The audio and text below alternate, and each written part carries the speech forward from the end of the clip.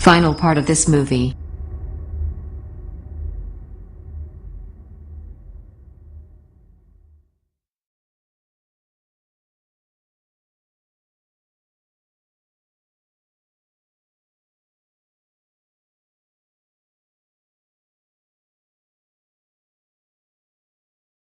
A time of incredible transformation, rapid industrialization, hothouse economic growth. Every decade in the late 19th century saw either an acute recession or a major depression, throwing thousands, if not millions of people out of work, pushing businesses into bankruptcy.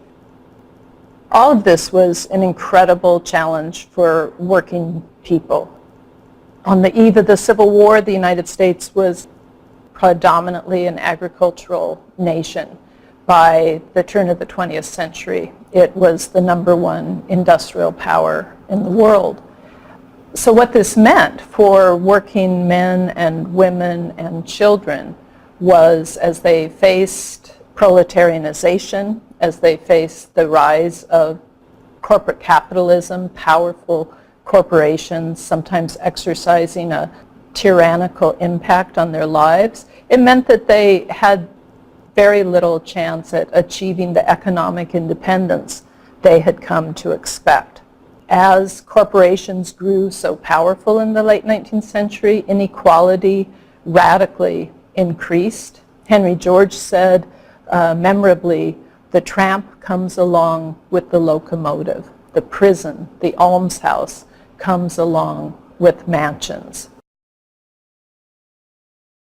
Freed from virtually any government oversight, corporate monopolies were established in all of the major industries. The names remain familiar. John D. Rockefeller's Standard Oil, Cornelius Vanderbilt's Central Railroad, Andrew Carnegie's Carnegie Steel, J.P. Morgan's Banking House. The robber barons portrayed themselves as virtuous high flyers in a fair, free market economy. Many even told stories of previous poverty, and in a few instances were telling the truth. Yet a study of 303 textile, railroad, and steel executives from the 1870s revealed that 90% had come from middle-class or upper-class families. While publicly singing the praises of laissez-faire capitalism, the robber barons took every opportunity to bribe politicians and crush their competitors. Payoffs became so expensive that some industrialists established bribe caps, a variant on price fixing. During the 1870s, when Jay Gould and Cornelius Vanderbilt competed over control of the Erie Railroad, they held a meeting in New York where they negotiated a ceiling for bribing politicians. By the late 19th century, American corporations had become so powerful that even some members of the ruling class expressed concern. In 1888, President Rutherford B. Hayes wrote in his diary that the United States was becoming a government of the corporation, by the corporation, and for the corporation. In public discourse, Congress became known as the Millionaires' Club.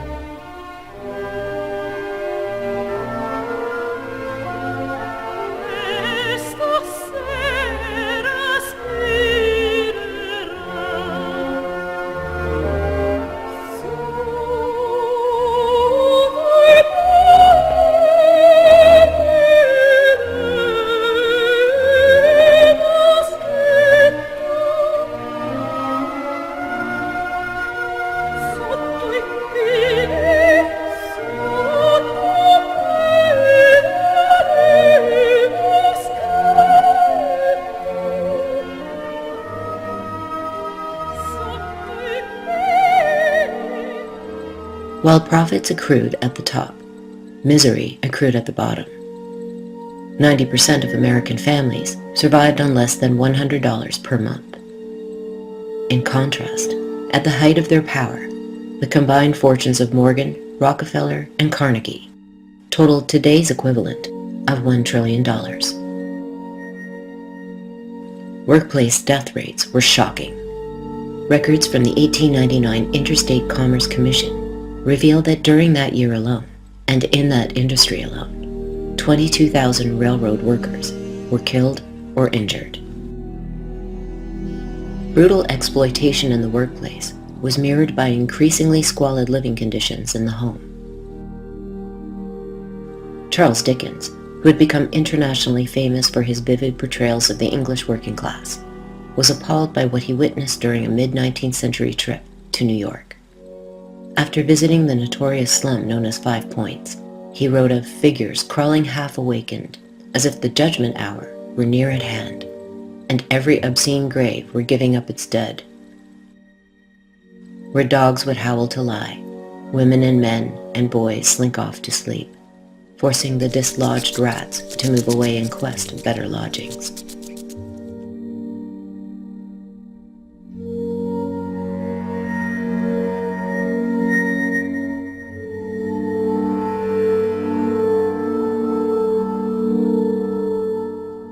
Mark Twain referred to a new Gilded Age in contrast to the Golden Age.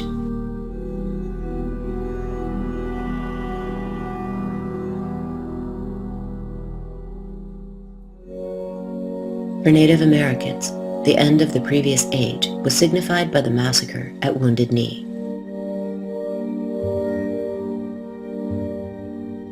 In 1890, U.S. Army soldiers slaughtered 300 men, women, and children on the Lakota Pine Ridge Indian Reservation.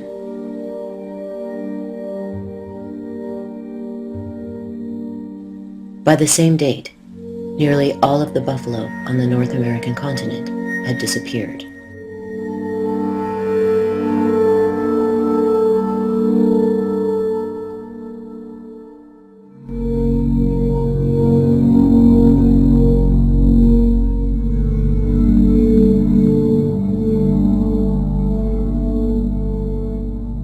The Army and Navy Register reported after the massacre at Wounded Knee that the red savage is pretty well subdued, but there are white savages growing more numerous and dangerous as our great cities become greater.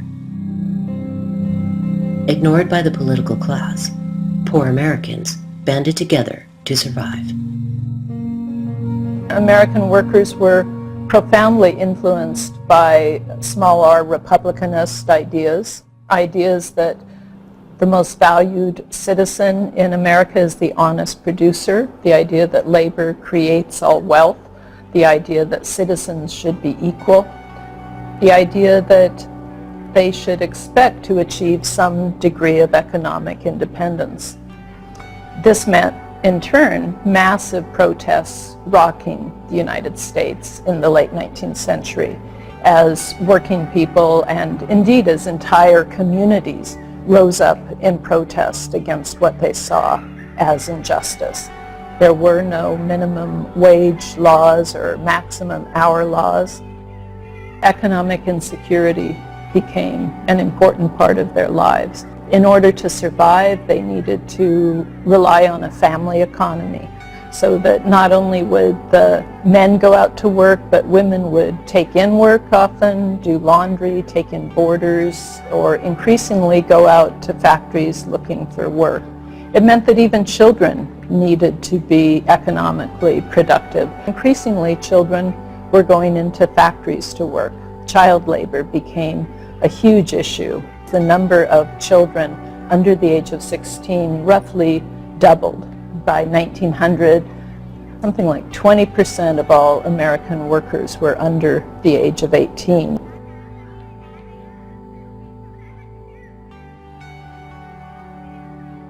First started to work as a breaker while I was 12 years old. Boy, what a place. You sat on a hard seat. You didn't dare cushion it nowhere, no matter how much you what you had, you have to sit on that plain plank with your feet in the chute and bend over like this, throwing the rock out. A man who's known as a slate boss, walking around with a broom, stub of a broom. He'd look behind you. If you let any rock go by, you got a poke or a sock across the back. Well, I'll tell you, it was very scary. Believe me. You didn't dare say anything. You didn't dare quit, because it was something to have a job at 8 cents an hour. Your fingernails, you had none. The ends of them would be bleeding every day you come from work. So we fashioned out amongst ourselves, those boys, got old electric wire, burnt the insulation off and fashioned a little stick, twisted around, made a finger, and then used to slide them over, at least 2 fingers on each hand. And I'm telling you, it was a living hell.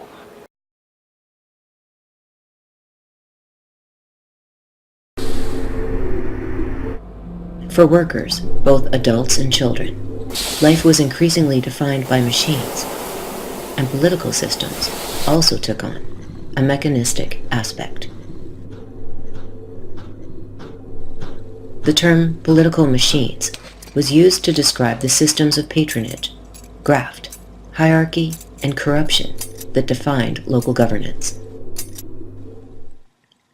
Elections were controlled by a new phenomenon in the American experience: metropolitan police.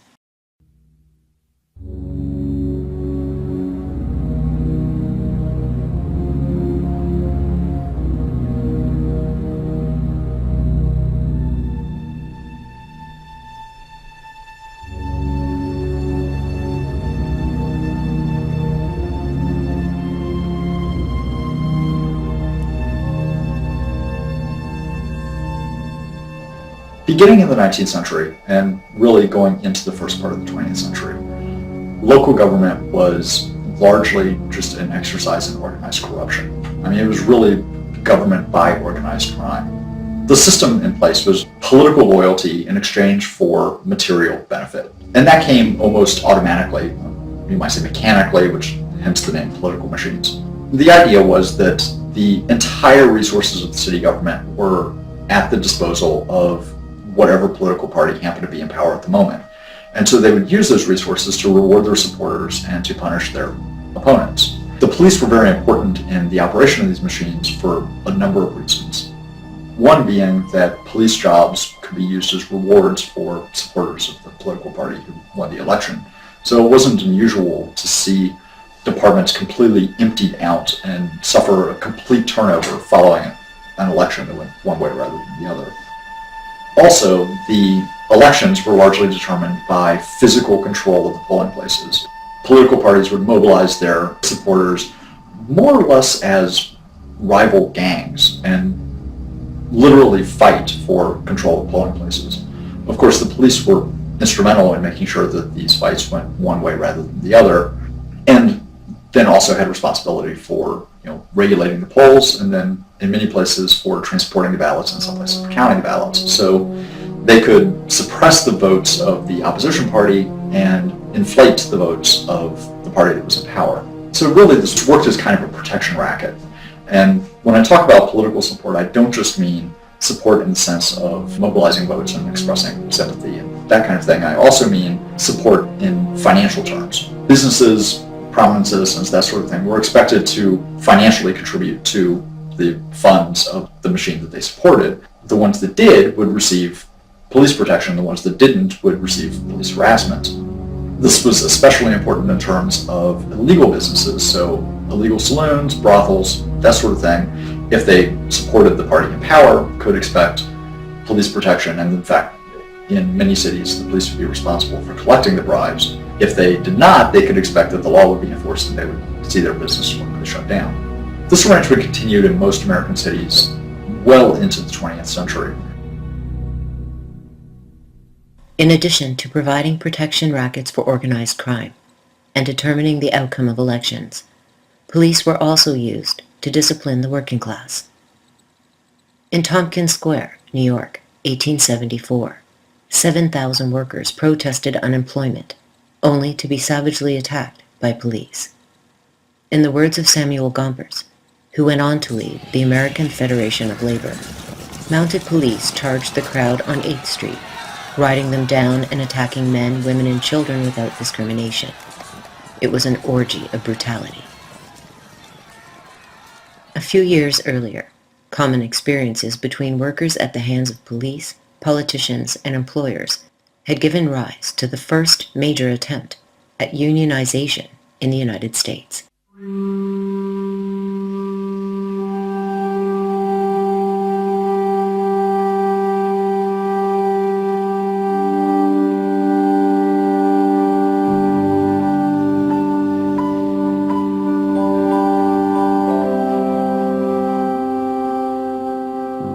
Founded in 1869 by garment cutters in Philadelphia, the Knights of Labor rapidly expanded to 700,000 members. The whole idea for capital was to pay as little as possible for workers. And workers obviously ended up reacting to that and organizing, first realizing the power of their numbers. So for example, in the 1880s, you had the rise of the Knights of Labor, which was the precursor to industrial unionism, in that basically working class people just banded together and went on strike. The head of the union, Terence Powderly, was opposed to strikes, but the workers went on strike anyway and began to realize the power that they had to withhold their labor as a key weapon against the employers. The Knights opposed the wage system, calling it an insult to the divine nature of man, his high and noble capability for good. They welcomed blacks and women, arguing that failure to do so would drive down the wages of everyone. They opposed what they termed the aristocracy of labor, the common tendency of trade unions to exclude members according to skill level. Tongues firmly in cheek, they excluded bankers, lawyers, liquor manufacturers, and stockholders, whom they labeled unproductive members of society. Despite the Knights' promotion of working-class unity, the entrenched racism of American society made progress difficult. Attempts to unionize black workers in the South often ended in violence. In 1886, the Knights tried to organize African American workers in the southern sugar fields. At Thibodaux, Louisiana, martial law was declared. 2 black union organizers, Henry and George Cox, were arrested and never heard from again. The next day, 20 other black union members were found dead. In response to the massacre, an editorial in an African American newspaper reported, "To even think that such disregard for human life is permitted in this portion of the United States makes one question whether or not the Civil War was a failure." Though the Knights achieved some victories, they were ill prepared for the massive task of organizing 750,000 people. Shortly after their founding, they were replaced by the more exclusionary American Federation of Labor, as well as a diffuse network of smaller, less powerful unions. When the Knights were still gaining in influence, the Great Railroad Strike of 1877 demonstrated the ability of ordinary workers to coalesce into a powerful nationwide force.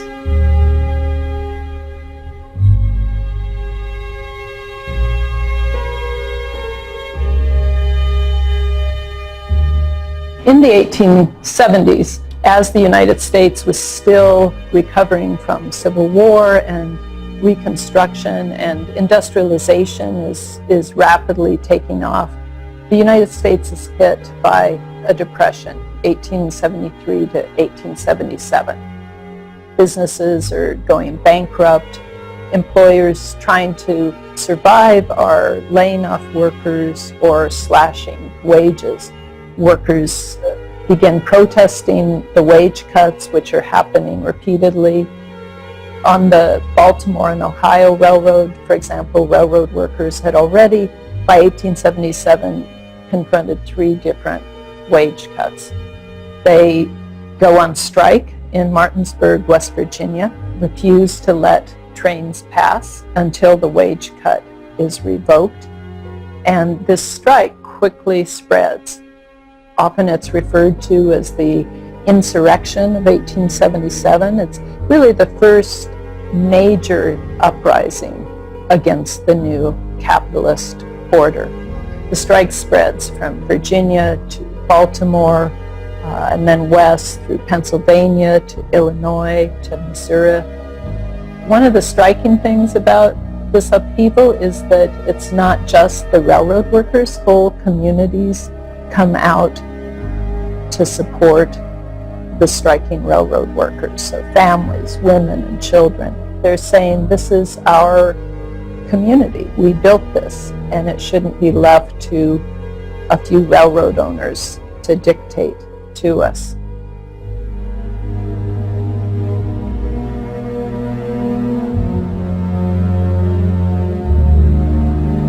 In some cities, in Chicago and St. Louis, the strike flowers into an all-out general strike, paralyzing the entire cities for days. So as this is happening, as protest is spreading, as the strike is spreading, the governments at the city and state and federal level are figuring out what to do. They send in some cases, state militias. In some cases, the militias refuse to restore order, refuse to fire on the strikers. In Pittsburgh, militiamen bayonet and shoot strikers, killing 20 of them. In protest, the strikers then destroy several buildings and more than 100 train cars and locomotives. So in several cases, order is not restored until the president sends in federal troops. In fact, order is restored in part because the president takes troops. This is a signal moment in U.S. history, I think. The president orders troops out of the South where they had been protecting the rights of freed men and women, and orders them north to put down working class insurrection. And with that, you can kind of see symbolically the shift in U.S. history from a moment that was about empowering freed slaves, shifting to a moment to repress the rights of working class men and women.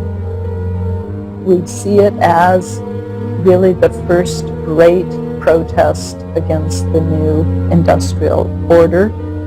And also in its aftermath, governments across the country take action to build urban armories and forts so that the next time a working class uprising occurs, the government will be able to use troops more easily to suppress them. Although the Great Upheaval was defeated, it wasn't a total loss. Workers in many areas received increased wages and improved working conditions. More importantly, the event crystallized the concept of class struggle in the minds of the poor. During the strike, workers complained that they were treated just as the rolling stock of locomotives. In Baltimore, a striker remarked on class solidarity. "The working people everywhere are with us. They know what it is like to bring up a family on 90 cents a day." Barely able to survive after endless toil, workers increasingly looked at the philosophies of socialism, communism, and anarchism. Though socialist literature was often banned from libraries and schools, a spirited labor press emerged in all of the major cities. When a lawyer named Edward Bellamy published a utopian socialist novel titled Looking Backward, it quickly sold over 1 million copies.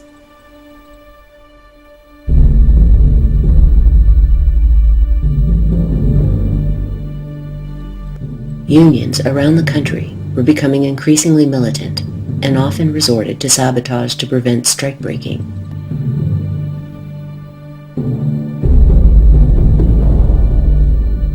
In the tradition of the Luddites, they monkey-wrenched and destroyed machinery.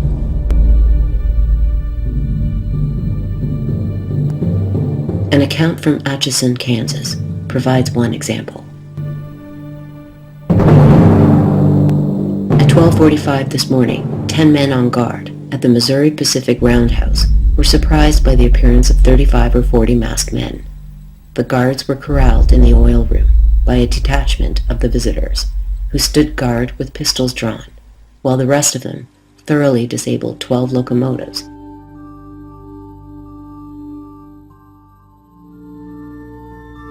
By the early 1880s, workers across the nation were uniting under the demand of the 8-hour workday. 4,700 workers struck in Boston, 7,000 in Milwaukee, 9,000 in Baltimore, and 32,000 in Cincinnati. In New York, 25,000 union members created a torchlit procession along Broadway. The largest campaign occurred in the industrial epicenter of Chicago, where 40,000 workers went on strike. In 1884, anarchists in Chicago argued for the establishment of a free society based upon cooperative organization of production, organization of education on a secular, scientific, and equal basis for both sexes, and equal rights for all without distinction of sex or race. Other workers joined in. The Chicago cigar makers called for the open rebellion of the robbed class. In 1885, a new central labor union was created, which included metal workers, carpenters, cabinet workers, and butchers.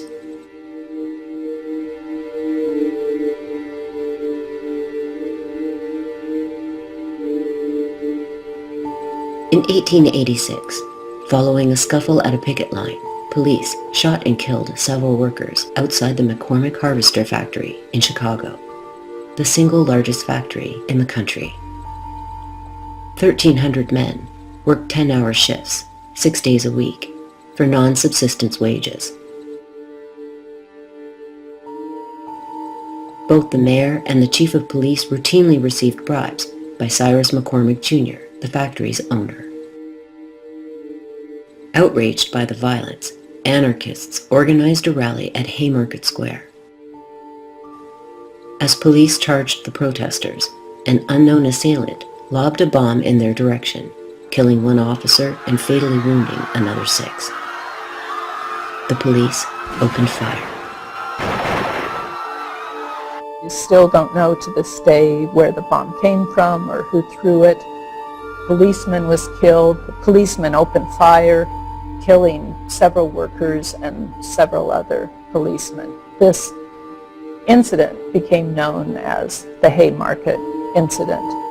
8 laborers, all of them anarchists, activists, active both in the trade unions and in the anarchist movement, were arrested. Anarchism plays a remarkable role in the late 19th century U.S. It sees state power or centralized power of any kind as fundamentally corrupting, and instead it emphasizes participatory democracy, kind of grassroots ways of organizing oneself, cooperatives, collaboration at a very grassroots level. Although the anarchists who'd organized the rally at Haymarket were not linked to the bombing, they were nevertheless arrested and charged with conspiracy. 7 of the men were sentenced to death, and the 8th to 15 years in prison. The trial was widely recognized as a farce. Prior to the arrests, State's Attorney Julius Grinnell publicly recommended to make the raids first and look up the law afterwards. The hand-picked jury consisted of businessmen, their own clerks, and a relative of one of the dead policemen, and they were instructed that anarchy is on trial, make examples of them, hang them, and save our institutions, our society. Sentenced to death, August Spies delivered a speech before the court. If you think that by hanging us you can stamp out the labor movement, the movement from which the downtrodden millions, the millions who toil and live in want and misery, the wage slaves, if that is your opinion, then hang us. Here we will tread upon a spark, and behind you and in front of you, flames will blaze up. It is a subterranean fire. The ground is on fire upon which you stand. A year after his trial, August Spies was hanged along with Albert Parsons, Adolf Eicher, and George Engel. Louis Lingg committed suicide while in prison to deny the state its pound of flesh.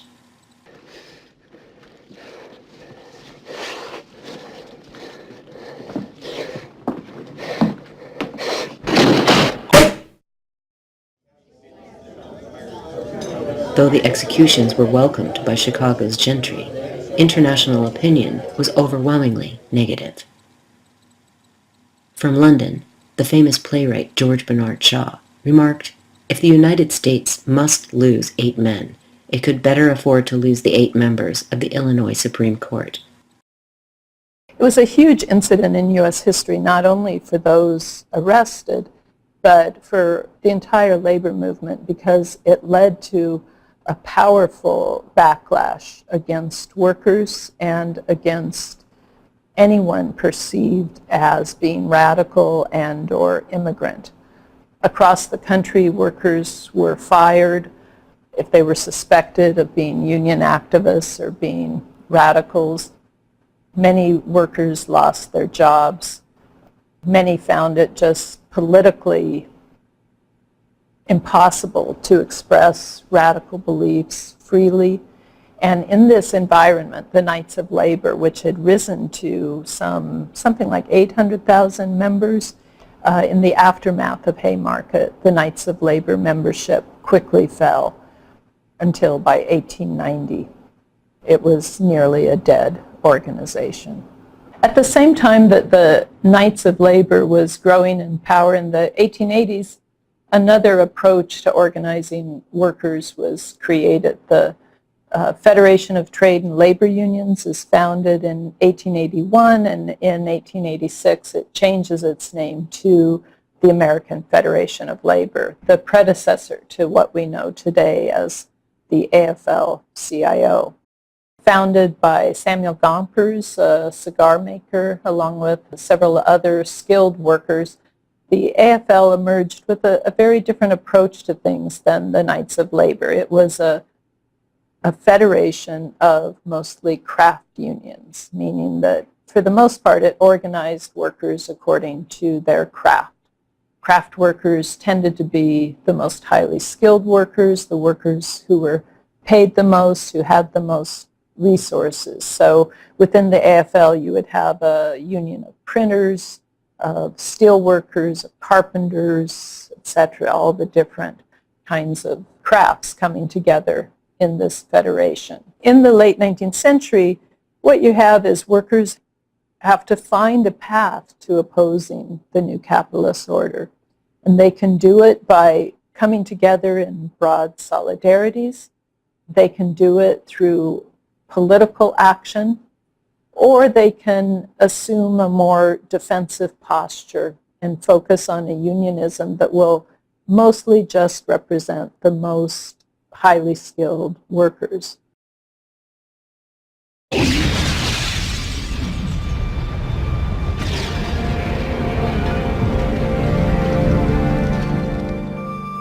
Despite the exclusionary policies of the AFL, the flame of labor activism in the United States continued to spread. Union membership continued to grow exponentially, increasing 20-fold between the years 1886 and 1905, and resulting in over 35,000 separate strikes.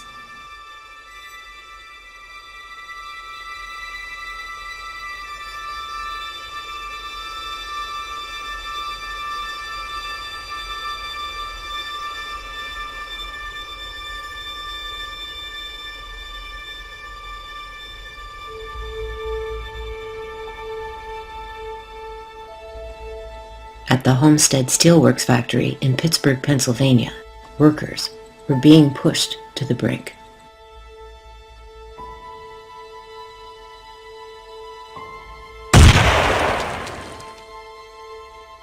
One out of 11 steelworkers died while on the job, often due to lack of sleep.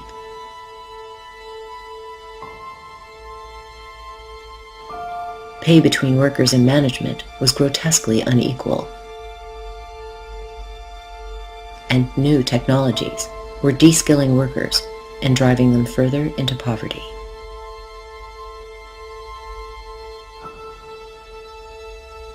When labor actions resulted, the owner of the factory, Andrew Carnegie, fled to Scotland. Publicly supporting labor unions, he privately wrote to the plant's manager, Henry Frick, that he should reorganize the whole affair.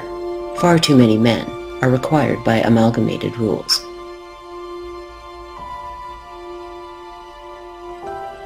Frick went on to hire a private militia known as the Pinkerton Detective Agency. The goal: to intimidate workers into submission.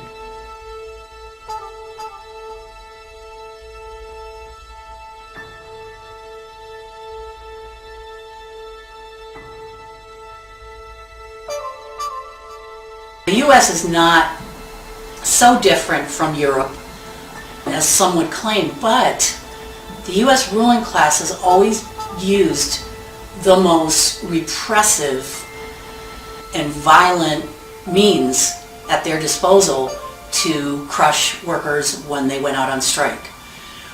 The U.S. is notable because large corporations tended to have their own private militias or armies, and when they didn't, they would hire what was then, the most famous company was known as the Pinkertons, but they would hire basically private armies to come in and do battle with workers. And I'm talking about armed, using whatever weapons they could, killing workers as often as they wanted to, and getting away with it.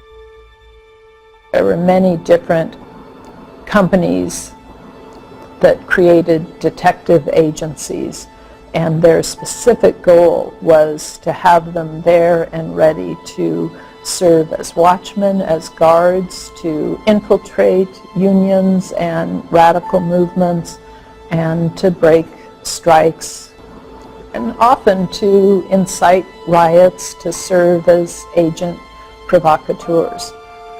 Pinkerton's agency became famous, founded in 1850. By the late 19th century, it was the best-known detective agency and was active in many of the most important strikes in the period. From the government investigations into their activities and from a few exposés by men who had served as Pinkertons, we know that they used a wide range of nefarious tactics to achieve their ends. Terence Powderly, the leader of the Knights of Labor, once said, "Whenever we saw that Pinkertons had been assigned to work as watchmen, we had to get our own guys to be watchmen, to watch over the watchmen." And we would see them doing things like laying dynamite on railroad tracks or inciting men to engage in riots. So there's an entire world of really quite shadowy infiltrations, creation of goon squads to go in and bust up heads, that sort of thing. It's an important part of the history of labor in the United States. A great example of this is the Homestead Strike of 1892, easily one of the most important strikes in United States history. It was centered in the steel industry. Steel workers had a strong union. They were among the most powerful and militant of all workers in the United States. The Homestead struggle is motivated by the skilled workers who belong to an organization called the Sons of Vulcan.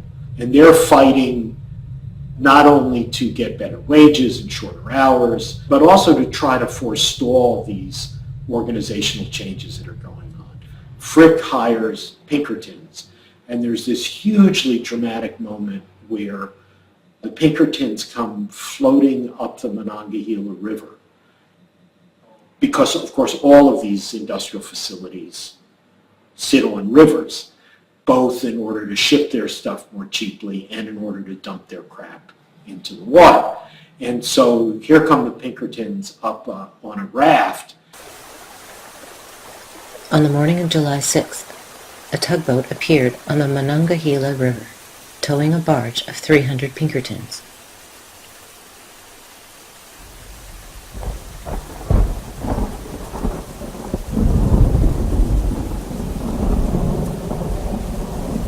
Tipped off by other workers, the strikers in Homestead armed themselves with rifles and awaited their arrival. A standoff ensued. Then, a gunshot rang out.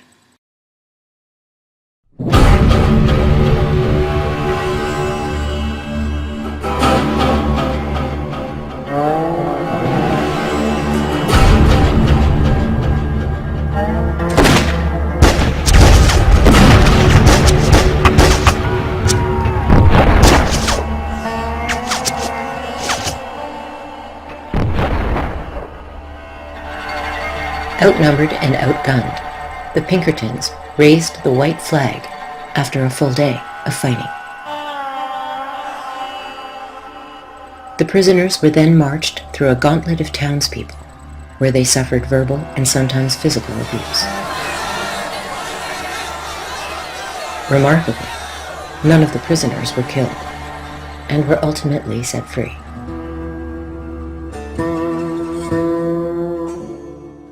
On July 12th, Governor Robert E. Pattison sent in the National Guard. The troops were used to protect strikebreakers, which in turn led to the defeat of the Union.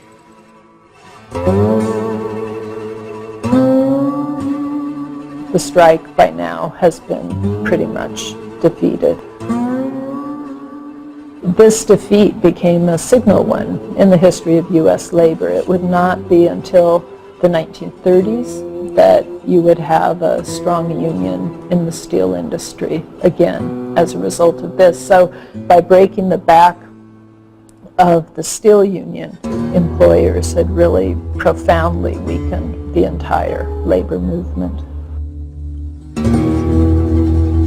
Trials from the time period reveal a widespread knowledge of the duplicitous tactics used by private detective agencies. In response to the Homestead strike, 160 workers were charged with treason and murder, but not a single jury would convict. The entire strike committee was then arrested and charged. Again, no convictions resulted. Henry Frick was not charged for his role in the conflict, prompting one man to take matters into his own hands. On July 23rd, an anarchist named Alexander Berkman walked into Frick's office in downtown Pittsburgh and fired at him from point-blank range. The gun jammed after one shot.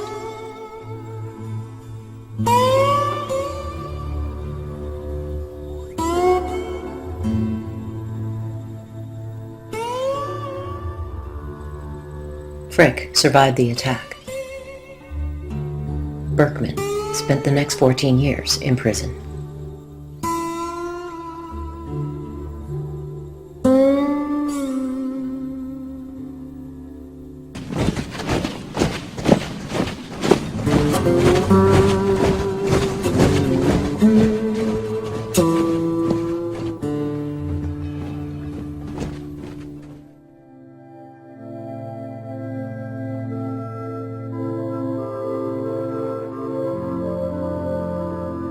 If the Homestead and Pullman strikes revealed the extraordinary capacity for solidarity between American workers, the union movement as a whole continued to be plagued by divisions based on race, ethnicity, sex, and skill level.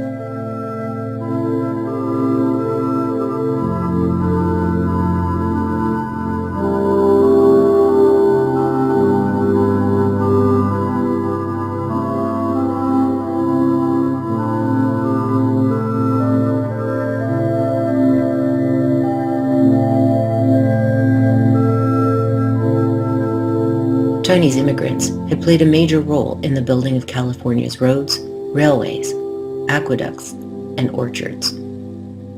Yet, when Chinese railroad workers went on strike in 1867, demanding higher wages, shorter working hours, a ban on whipping, and the right to quit their jobs, almost no one came to their aid.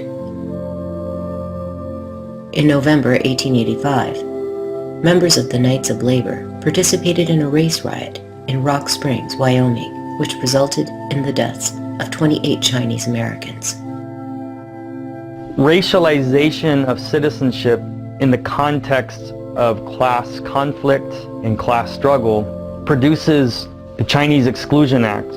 There were major strikes within the rail system, and Chinese workers were a significant part of the railroad workforce, especially in the western part of the country. The movement to exclude the Chinese developed in the context of that labor struggle and in the context of a great economic crisis that had happened a few years before. Both Democrat and Republican parties, and even smaller parties, began to promote the idea that a solution for the immediate crisis is the exclusion of Chinese workers. And while there were minority voices opposing this, especially amongst socialists at the time, the dominant voice, one that united the whole working class and whole sections of the middle class and penetrated into the working class, was to exclude the Chinese, to drive the Chinese out. And so the exclusion of Chinese represents the first comprehensive exclusionary immigration policy, primarily based on race. And it begins a shift in our immigration policy, in which now immigration policy is going to be defined more increasingly as a means of excluding people based on race, based on class, based on politics, rather than including people and encouraging people to come. Race, gender, ethnicity were used to divide workers against one another. If we think about what employers were trying to achieve in this period, in their eyes, their goal was to reduce their labor costs. And they did that by introducing technologies that allowed them to de-skill workers. They did it by opposing unionization. And they did it by finding workers they could hire more cheaply and control more easily. And so increasingly, for employers, the use of different kinds of workers became really important. They recruited labor from Europe, first German and Irish, and then later Southern and Eastern Europeans, Hungarians, Italians. They recruited women into certain industries. They recruited, as time went by, they recruited Mexicans. They looked for Chinese or Japanese when they could, all as part of this larger effort to undercut the power of their workers and to reduce their costs. They became, over time, very, very deliberate and careful and strategic about this. And you can find in the written record, especially when you look beyond the northeast of the United States to other parts of the country, you can see employers laying out in their letters their concern to bring in different workers to undercut the power of those that are already there. Think about the plantations in Hawaii, for example. I've seen letters where employers say the Japanese have too much control, too much power, we have to do something. We want an okay from the United States government to bring in Filipinos and Puerto Ricans. And so they do. And so several thousand Puerto Ricans and Filipinos go to work in the cane fields of Hawaii. And the same official then writes, it has been a splendid experiment. The Japanese now know they are not the only worker. We've been able to cut their wages. So with experiments like that, employers, planters, steel owners learn that using different kinds of workers can be one of their best weapons.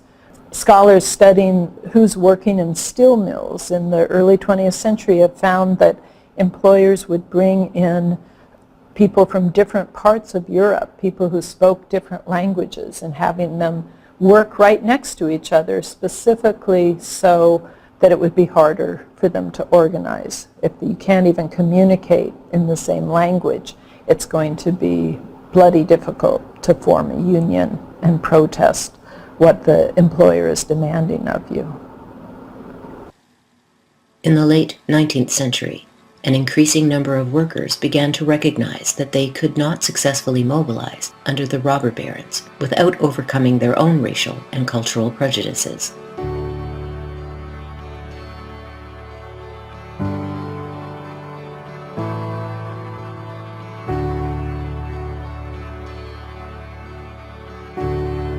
One of the most remarkable strikes occurred in New Orleans, 1892, when Teamsters, Scalesmen, and Packers united under what they called the Triple Alliance. Their demands included a 10-hour workday, overtime pay, and a union shop. In the words of one historian, the New Orleans strike represented the first general strike in American history to enlist both skilled and unskilled labor, black and white, and to paralyze the life of a great city. Delivery of food ceased. Streetcars remained idle. Electrical and gas workers walked off the job, plunging the city into darkness and revealing the stars.